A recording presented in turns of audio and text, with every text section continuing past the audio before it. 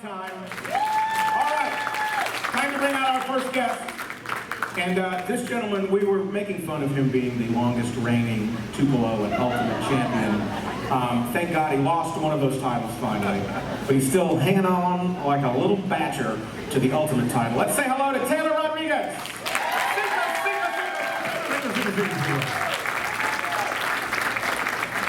Did he go back across the wall? Listen, Alex is the new champion. Go down to the end of the damn row. Welcome. This has become like a roast. It has in a little bit. Well, by the end of the night, every chair's gonna have to hold you, Jeff. That's or just take one with you all the way down.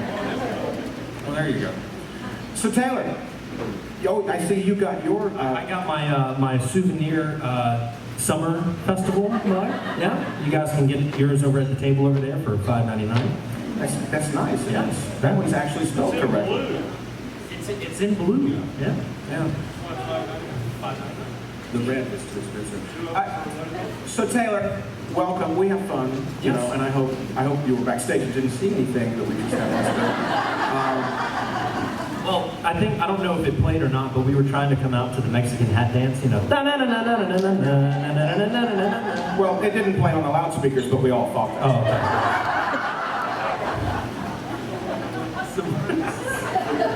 So tell me about your experience.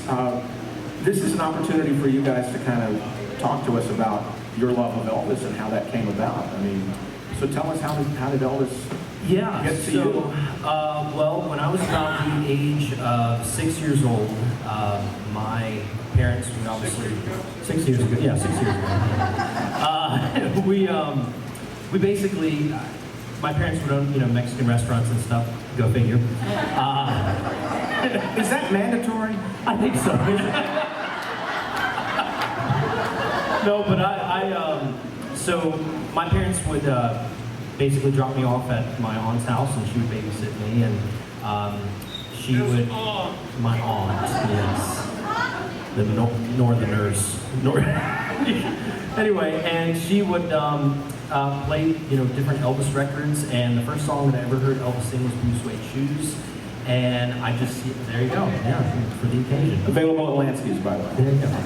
And I loved the way it was so much different from that era's music, it was just different. And I just instantly kind of fell in love with the way, Elvis would just perform and his charisma on stage and his stage presence. I mean, he was there. He was a god, I mean, it was just, yeah. But, so that's kind of how I got started, and I wanted to be Elvis for Halloween, so I had a little jumpsuit made and everything, so, and I was shaking my leg and everything else, and Elvis was just so different, so that's what just kind of made me fall into his music, and really fall in love with the way that he would portray different songs, his love songs, his gospel, everything. So you had that love of, but what did your friends think who were listeing to probably what's on the radio at the time? Yeah, well, you become, as we all do, the Elvis guy in your world. Yeah. They actually, surprisingly, a lot of my friends supported me. I don't want to say a lot of them, all of them supported me. There was those couple of outsiders that were like, oh, it's the Elvis kid, blah, blah, blah. I'm like, well, I'm making more money than you, so.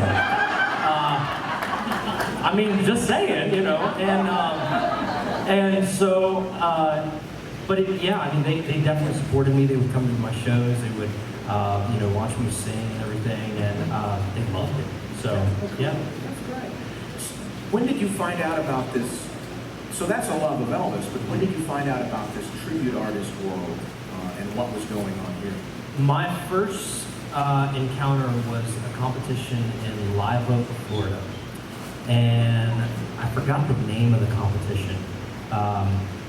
But there was do you guys know of that competition at all in Live Oak? Okay, and it's kind of where I first performed. My first Elvis week was in 2012,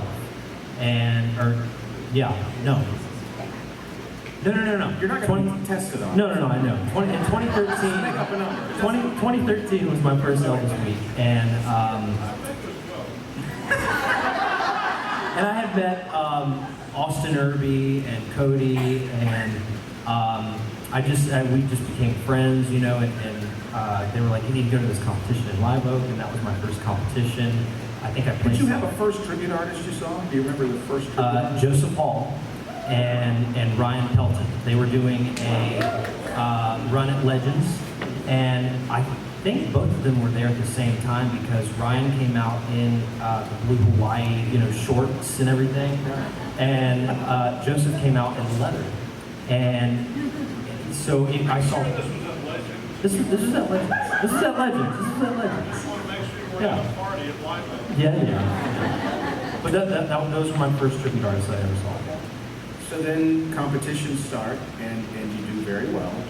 Do you think it's helped you to become an ultimate, or do you think once you, you know, it's kind of like Orson Welles with the first movie. You do Citizen Kane. Okay, now what do you do? Yeah. Nobody remembers Magnificent Ambersons, you know. So you became an ultimate at a very young age, and you've been the longest reigning ultimate. But you've capitalized on that, and you've formed your own company. Now you're doing festivals. Yep. I mean, you guys have really gotten smart about the with business. the help of Jeff and Cody backstage. But you guys have gotten business smart. Yeah. You're not relying on getting gigs. You're making gigs. Yeah. Well, and I think it's a smart thing to do because you're investing in something that we have a passion, you know, for, and that's to keep Elvis's legacy alive, and that's something that we want to invest in because we want to teach younger kids that this is real music. You know, the music that we hear today. I mean, it's decent, but it's not. Yeah, I mean, and seriously, I mean that's the way I look at it. I mean, it's different, and it's not real music. Everything is computerized, and I host a morning show on Sunny 93.3 Monday through Friday, 6 to 10 a.m. and I play AC music. I play adult contemporary. So I'm playing Billie Eilish and Lady Gaga, and I'm always fascinated, and Bruno Mars, who's they're great. They're great fantastic. artists. They're great artists. Yeah, but sometimes I'll look at the song and I'm like, it'll get finished, and I said, that's so and so. It took 9 people to write that song. Yeah. The number of writers on songs today is tremendous. It's like 8 or 9 people, and there's somebody that's just in charge of drums. Yeah, he gets the writing credit. So it's not even drums though. It's just an electronic board, and they just hit it. You know? So I mean. No, but you know, for that generation, that's their music, and that's great. Yeah. But it's interesting that you're making an effort, because we do see, even younger than you, we do see there's something about, and I always say this, whatever it was about Elvis in '54, it spoke to those 14-year-olds and 8-year-olds. It's still happening. Yeah. And all we have to do is just get them to Elvis, and as Jerry Schilling says, and Elvis takes care of the rest. Oh yeah. I mean, so that's what we have to do, ambassadors for Elvis, and you guys do it. Because you guys are giving that moment to those kids, and a lot of people that never got to see Elvis live, and they get to feel like what it would have felt like. Yeah. But for you, what is going through your mind when you're on stage, looking out and seeing, and because in your mind you've got lyrics going on, you've got moves you have to do, you've got everything is just flying through your mind when you're on stage. But what do you think when you look out and see these incredible people? Well, I know what I think is, I hope I'm doing good.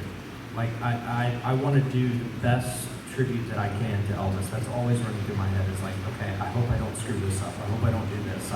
I'm very, like, critical, and I think we all are, you know. But that's my first kind of thought is, okay, I just hope they like it. I just hope I do good. Yeah. And I hope I'm doing Elvis proud. That's kind of the thing that I'm thinking of. Like, because I see some faces, some are smiling, some are just sitting there kind of like looking, and I'm like, okay, does she like me? Does she not like me? Did I do something wrong? You know. Yeah. Talking about when he says all the stuff, you have to remember the last time I put on the jumpsuit, I had not done it in a while, it was in Oklahoma. And I remember I walked out in the sundial, and I hadn't done it in a long time. I was kind of sick too. And I realized about a minute into the song, wait a minute, where does the thumb go again? Oh crap, my leg's in the wrong spot.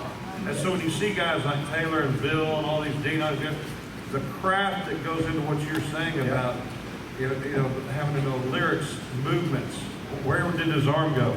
And I walked off and I said, well, that's it for me. I'm just going to sing. And yeah, I mean, that's how we're all very critical of ourselves. But I think the one thing that goes through all of our minds is, I hope we're doing Elvis proud. And that's just what it comes to. And we heard from Linda. We heard from Linda last week at Tribute Artists that he would be blown away by you guys. Yeah. Absolutely, because he knew of Tribute Artists when he was alive, and he thought, wow, that's amazing that they're spending all that time. Yeah. And what came so natural to him, what he was just doing naturally, you guys have studied, and you make it look natural. So thank you for making it look natural. Thank you. Taylor Rodriguez. And we want to say we look forward to your performances this weekend. You surely will be doing more than just this weekend. Yeah. Okay, good. I thought, because we spent a lot of money to get you here. Well, I haven't, but I guess not. And by the way, these are not dishwasher sales. Now we're going to have to pay for that. Okay. Thanks, Dave. I appreciate that. Well, it's worth $1.99 now. You always want to have the logo on both sides in case you ever get to a left-handed person. This is the tuberculosis edition. Thank you. My mom had TB, by the way. Me? Oh, okay. Thank you. I came up with that joke in 3rd grade. Yeah. I don't think they caught it. I think it kind of went over their head. Nope, nobody in 3rd grade. She said that my mom had TB. Me.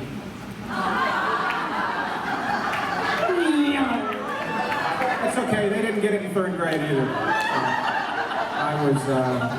I was watching Carson, even then, stealing jokes and trying to. I would wear little jackets to 5th grade and sit at tables and go, "Hey, our next guest at the lunch table. Here comes Pam Boyd. Hey, Pam, how you been?" She goes, "Just scoot down and shut up."